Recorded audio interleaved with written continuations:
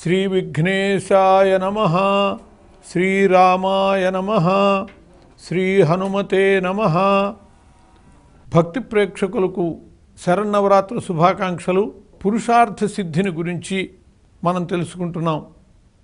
ఈరోజు దుర్గామాత యొక్క 6వ రూపం కాత్యాయని రూపం.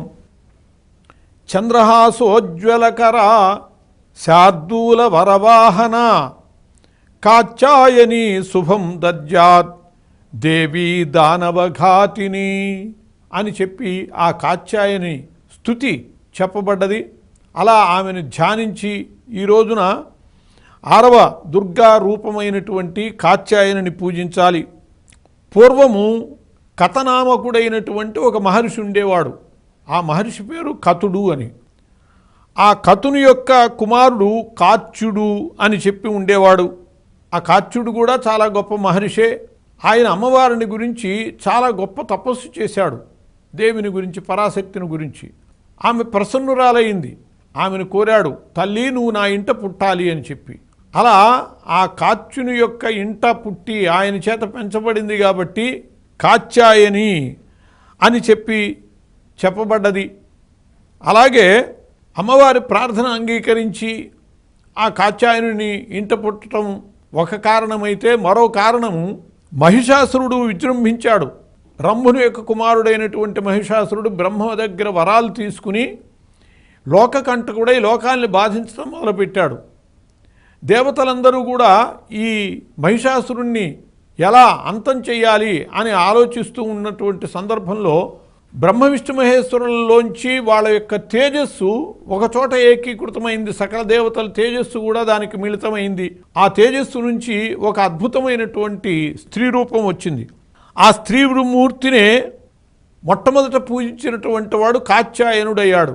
అందువల్ల ఆయన కాత్యాయని అని చెప్పబడ్డది.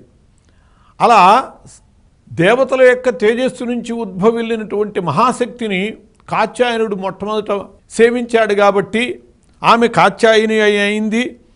పుత్రికగా అవతరించినటువంటి ఆమెని, తన చేత సేవింపబడినటువంటి ఆమెని ఆశ్వీజ శుద్ధ సప్తమి, అష్టమి, నవమి తిథులలో మహర్షి పూజలు అందుకొని ఆమె మహిషాసురుణ్ణి సంహరించింది.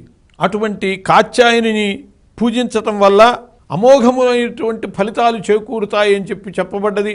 ధర్మార్థ కామమోక్షములు చేకూరుతాయని చెప్పబడ్డది.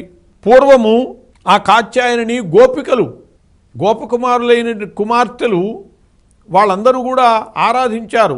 ఎందుకు ఆరాధించారు అంటే కృష్ణ పరమాత్మ తమకు భర్త కావాలి అని వాళ్ళు ఇలా స్తుతించారట. కాత్యాయని మహామాయే మహాయోగిన్యధీశ్వరి నందగోపసుతం దేవి పతిం మే కురు మే నమః.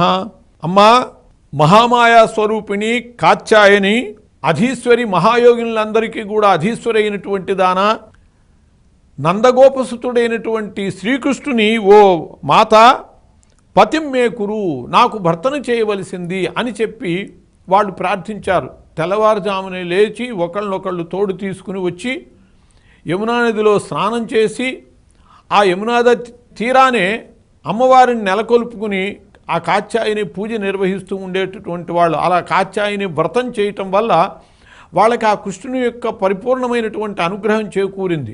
శ్రీకృష్ణుని వస్త్రాపహరణ గాథ వింటూ ఉంటాం. గోపికల వస్త్రాలని అపహరించాడని చెప్పి ఆ ఘట్టానికి కారణమైనటువంటిది ఈ కాత్యాయని వ్రతమే. వాళ్ళు కాత్యాయని వ్రతం చేసే సందర్భంలో వివస్త్రలుగా స్నానం చేయటం మొదలుపెట్టారు యమునా నదిలో. ఈ వ్రతంలో ఉన్నప్పుడు వివస్త్రలుగా స్నానం చేయకూడదు.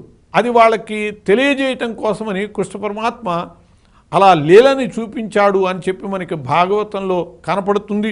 అటువంటి కాత్యాయని అమ్మవారు 4 భుజములు కలిగి ఉంటుంది. కుడి చేతులలో అభయ వరద ముద్రలు కలిగి ఉంటుంది. ఎడమ చేతుల్లో ఖడ్గము పద్మము వహించి ఉంటుంది.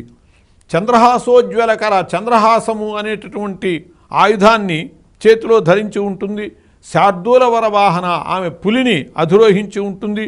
అటువంటి కాత్యాయని శుభం దద్యాత్ దేవీ దానవఘాతిని, రాక్షసులను సంహరించేటటువంటి ఆ కాత్యాయని శుభమును నొసగ్గాక అని చెప్పి అనుకుంటూ ఆ కాత్యాయనిని పూజించాలి.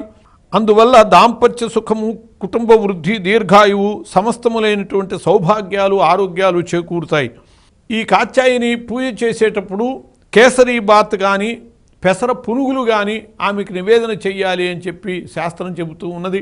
అలా కాత్యాయని పూజ చేసి ఇప్పటికి కూడా ఆ కాత్యాయని వ్రతం చేస్తే ఆడపిల్లలకి వివాహాలు అవుతాయి అని చెప్పి అనుభవంలో ఉన్న విషయం. పెళ్లి కాని పిల్లల చేత కాత్యాయని వ్రతం చేయిస్తూ ఉంటారు. అటువంటి కాత్యాయని మాత యొక్క అనుగ్రహము ఎల్లరికూ చేకూరాలని చెప్పి స్వస్తి.